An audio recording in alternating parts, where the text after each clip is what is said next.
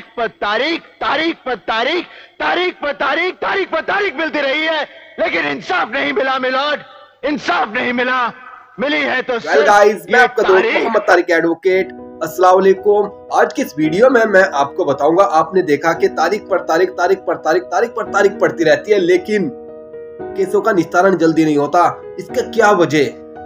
क्या कारण इसका, और इसमें गलती किसकी है कि भारत के अंदर केसों का निस्तारण जल्दी क्यों नहीं होता। और साथ ही साथ इसमें वीडियो में बताऊंगा कि केरला हाई कोर्ट ने जो वीडियो कॉन्फ्रेंसिंग के माध्यम से एक जजमेंट पारित किया है, उसके बारे में मैं आपको बताऊंगा। वो है खासकर वकीलों के लिए, जो वकीलों के लिए एक जो जजमेंट पारित किया है।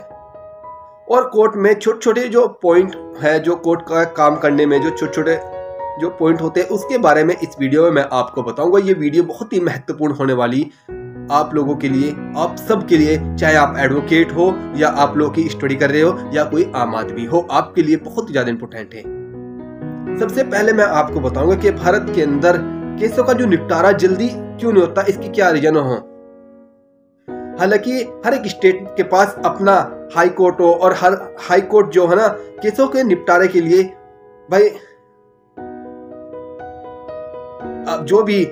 स्टेट के अंदर जो सेशन कोर्ट हो या लोअर कोर्ट हो, उनके लिए एक आदेश पारित करता रहो कि आप केसों का निपटारा जल्दी करें। लेकिन उसके बावजूद भी केसों का निपटारा जल्दी नहीं होता। इसका सबसे बड़ा रीजन ये हो कि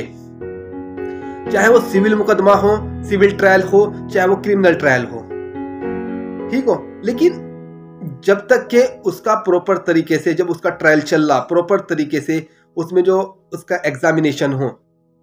यानी कि गवाह की गवाही नहीं होगी, जब तक कि उसके सबूत पूरे पेश नहीं होंगे, जब तक उसकी दलील पूरे प्रॉपर तरीके से नहीं होगी, जब तक कि निपटारा नहीं होगा। जैसे मैं एग्जांपल के तौर पर आपको बताता हूं, जैसे क्रिमिनल केस। क्रिमिनल केस में क्या होता है, क्रिमिनल केस में जैसे ही चार्जशीट कोर्ट में फाइल होती है, उसके बाद इसमें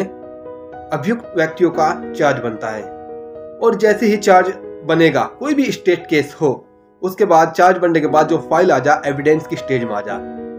अगर एविडेंस जैसे कोई लड़ाई झगड़ा हो गया, उसमें क्या होगा, कुछ जो गवाह होंगे वो तो जीत के विक्टिम होंगे, विक्टिम पक्ष के होंगे, विक्टिम होगा वो होंगे, और कुछ गवाह ऐसे होंगे जैसे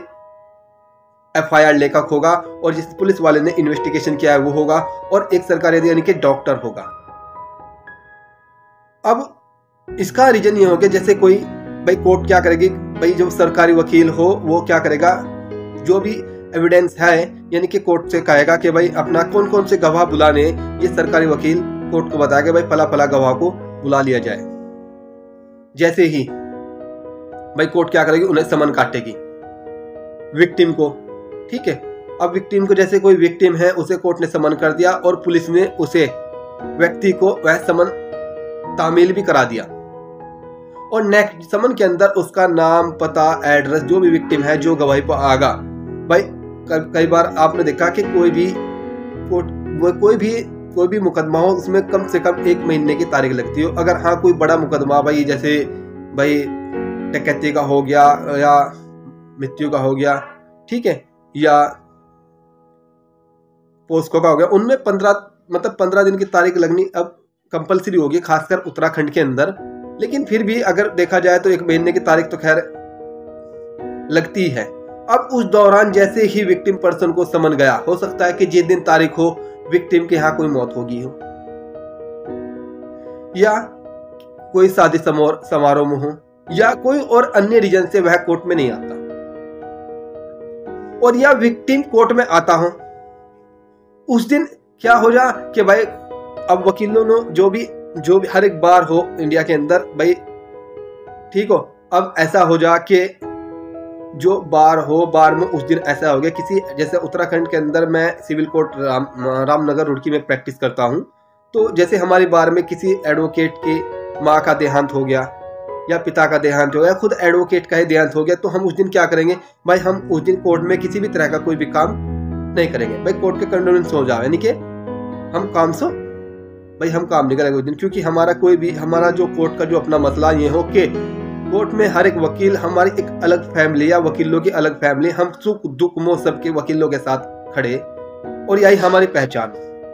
तो हम उस दिन काम नहीं करेंगे, ये भी एक रीजन हो सकता हो। या गवाह आया हो तो उस दिन जो वकील साहब, जो अभियुक्त गण के जो अभियुक्त हो या अभियुक्त के जो वकील हो, उनकी यहाँ किसी की मैयत होगी हो, या वो खुद वकील साहब की तबीयत खराब होगी हो जो उस केस की पैरवी कर रहा, या उस दिन जज साहब छुट्टी पर हो। तो ये समझ लो कई सारे रीजन हो सकते हो भाई, जज साहब छुट्टी पर हो तो अब कोर्ट का रूल हो, अगर कोर्ट के अंदर जज साहब है तो आप तभी क्रॉस एग्जामिनेशन करा सकते हैं। उसके बाद ऐसा होगा कि अगर ये रीजन मैं आपको बता रहा कि लंबे कैसे हो जाए, हालांकि इसमें जो देखा जाए किसी का कोई फॉल्ट नहीं है भाई, हम टायर लगो भाई वकील लोग का फॉल्ट हो, वकील लोग का फॉल्ट नहीं है भाई, कोर्ट का बता लो कोर्ट का फॉल्ट नहीं है, एक परिस्थितियां होती हो। क्योंकि इसका रीजन सबसे बड़ा है कि कोर्ट के पास, जैसे रुड़की के अंदर एक जज के पास भाई, एक वकील के पास 10 हो गए, 20 होंगे, 30 मुकदमे होंगे, लेकिन एक जज को डेली रुड़की के अंदर, एक लोअर कोर्ट के जज को बता रहा मैं, लोअर कोर्ट के जज के पास 120 130 मुकदमे। देखो एक जज रोजाना 120 130 फाइलों को देखता हूं रुड़की के अंदर, लेकिन अगर आप जैसे यूपी में चले गए, मुजफ्फरनगर हो गया, सहारनपुर एरिया हो गया, तो ऐसी जहां पर एरिया बहुत बड़ा पड़ रहा, तो वहां पर एक जज के पास 200-250 फाइल होगी, और 200-250 फाइलों में देख लो कितने में गवाह आए होंगे, किसके गवाह होंगे, किसके नहीं होंगे। मैं आपको वीडियो के लास्ट में बताऊंगा कि भारत के अंदर इतने सारे जो केस पेंडिंग पड़े, 3 करोड़ या कितने भी है, 3 करोड़ मैं लास्ट टाइम पढ़ा था, 3 करोड़ से ज्यादा केस जो पेंडिंग हो, उसका रीजन जो आपको बताऊंगा वीडियो के लास्ट में बताऊंगा, ठीक है। और उसका प्रॉपर रीजन मैं आपको बताऊंगा कि इसका रीजन क्या हो कि केस पेंडिंग क्यों हो और क्यों इतनी देरी से हो जा। ये तो हो गया क्रिमिनल केस का मसला, ऐसा ही सेम सिविल केस का मसला हो जा कि भाई गवाह आया, कभी वकील साहब नहीं मिले, वकील साहब काम में बिजी हो गए, या जज साहब छुट्टी पे, या कोर्ट वैकेंट हो गई, किसी वकील के देहांत हो गया बार के अंदर, तो केस पेंडिंग मतलब लंबे होते चले जा, एक यानी कि 1 महीना समझ लो, 1 महीना हो जा। या कभी कभार ऐसा हो जा कि भाई गवाह जो हो कोई पुलिस वाला, अब उसके बाद ऐसा होगा, हालांकि कोर्ट जो है ना अपना प्रॉपर तरीके से काम करती हो, कोर्ट कोई पुलिस वाला, अब वो उसके नाम का समन कट गया, अब पुलिस वाला जो हो अपना कहीं ऐसी जगह वो नियुक्त हो कि वहां कोई भी इलेक्शन चल रहा है या कोई भी भाई दंगा भड़क रहा कि उसके पास समन गया, अब वो बताओ वो गवाही पे आगा या पहले वो अपना काम देखेगा।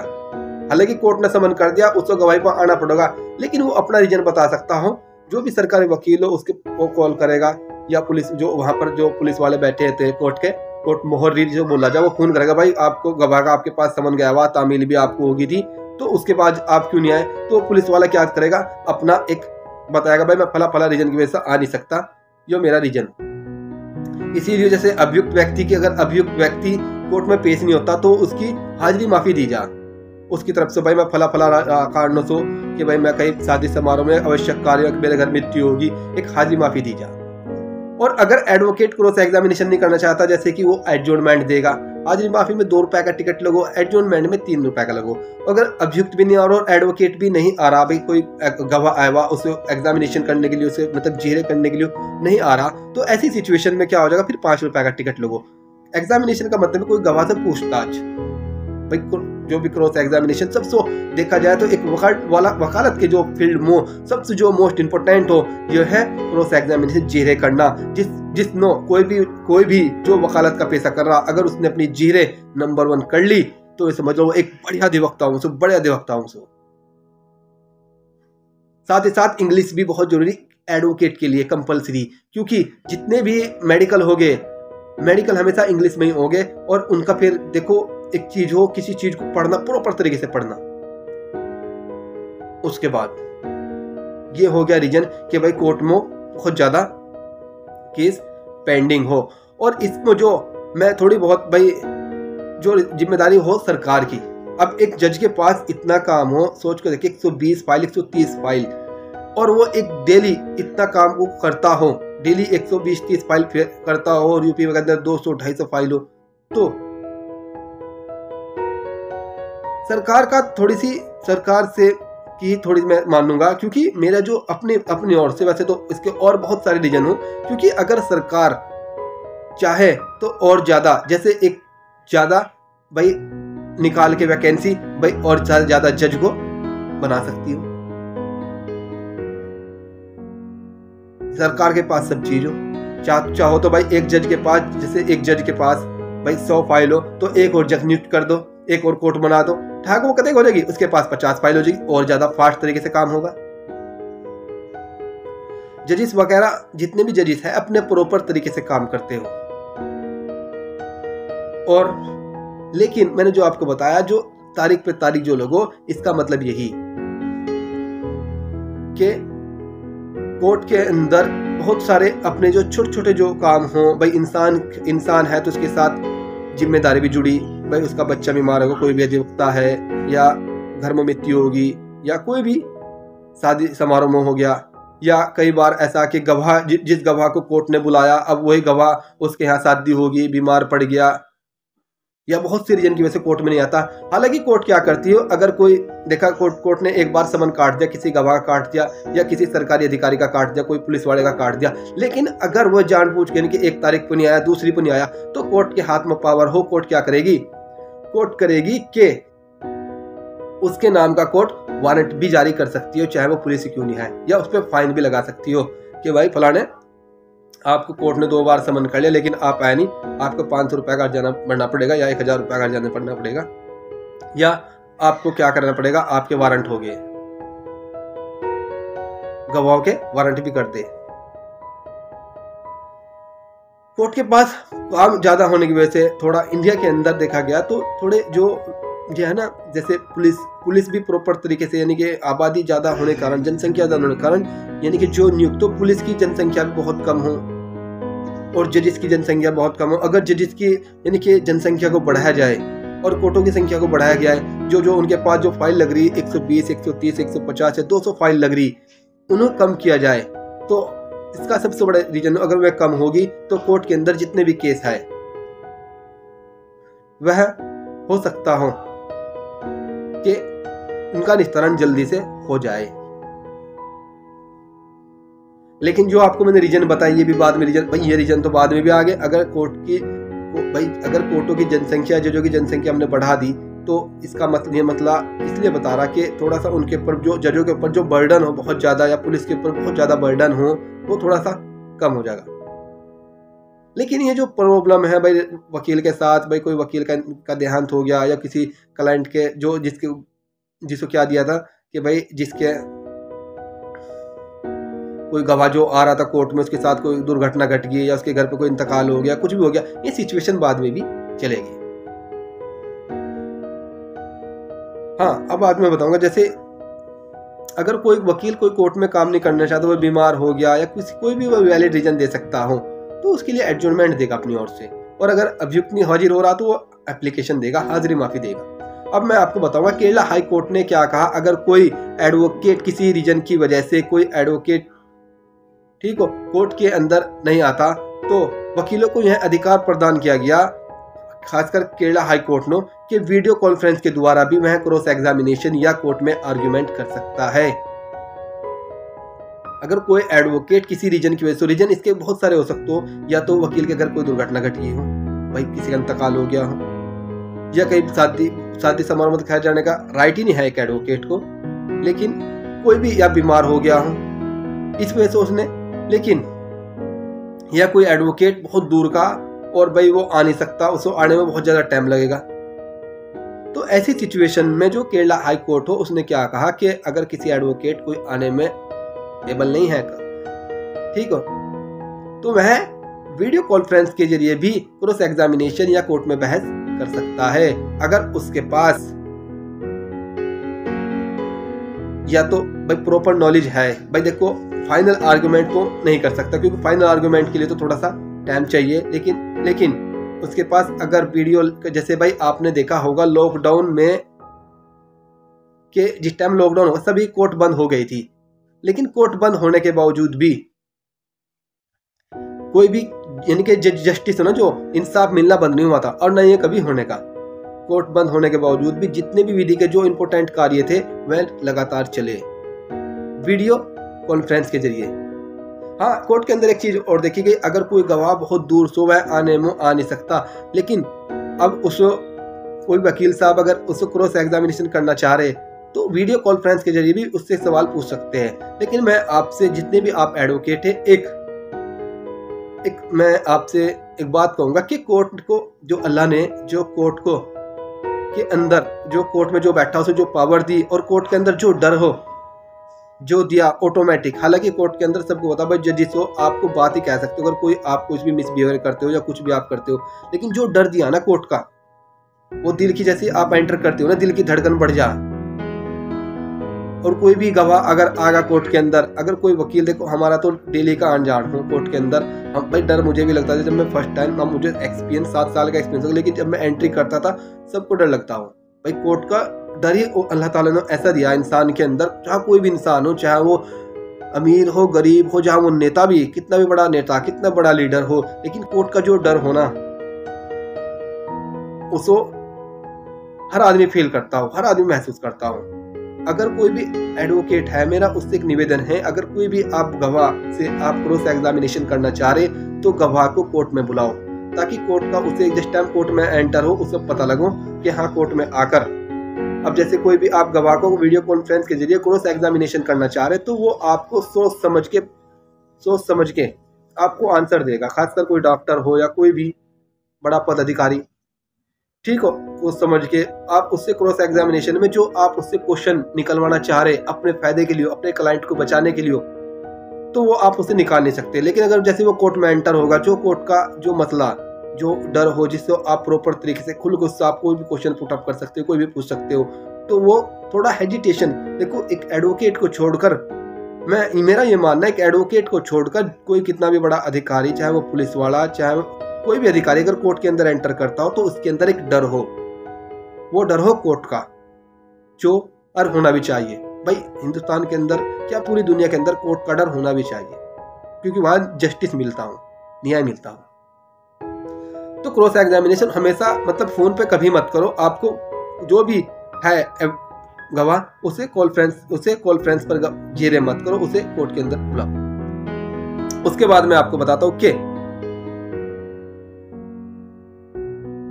जो केरला हाई कोर्ट ने क्या किया कि अपना जो कहा कि अगर कोई एडवोकेट किसी काम में बीज या किसी वजह से कोर्ट में नहीं आ सकता दूर होने के कारण, तो वो क्रॉस एग्जामिनेशन भी कर सकता हो या बेल पर बहस भी कर सकता हो, अगर उसके पास इलेक्ट्रॉनिक वीडियो लिंक है। जो भाई लॉकडाउन के जरिए देखो सारा काम हुआ किसके, इलेक्ट्रॉनिक वीडियो। या और कोर्ट एक काम और भी करते हो, जितने भी अपराधी या दूर दूर जो भी जेलों में बंद हो, जैसे कि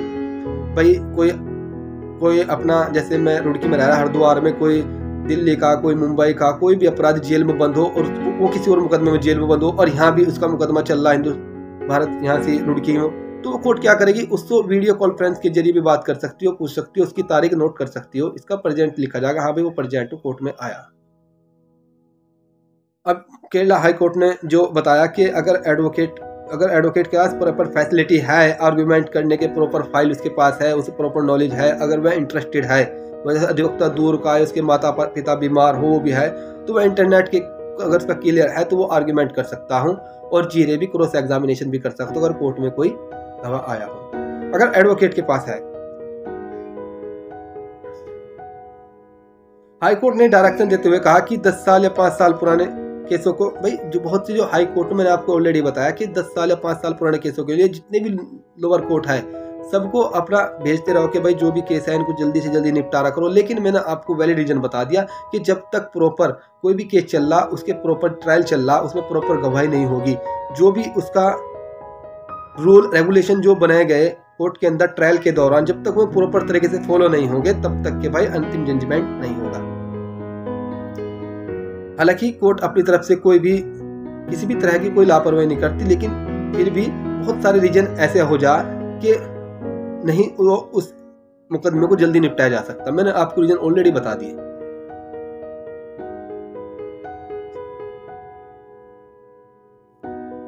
और ये केरला अब मैं एक बात और बताऊं, जैसे मैं हमारे यहाँ जो हाई कोर्ट हो, नैनीताल हो, केरला का अपना हाई कोर्ट हो, अगर यह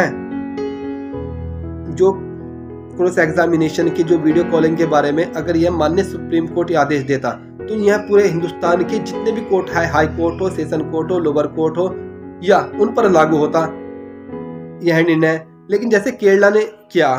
केरला हाई कोर्ट ने किया, हालांकि इसकी हम क्या कर सकते हैं भाई, ये इस बारे में हम कोर्ट को बता सकते हैं, लेकिन अदर स्टेट के कोर्ट को यह कंपलसरी नहीं है कि आपको यह जो भी अदर स्टेट के कोर्ट हो कि हाँ भाई यह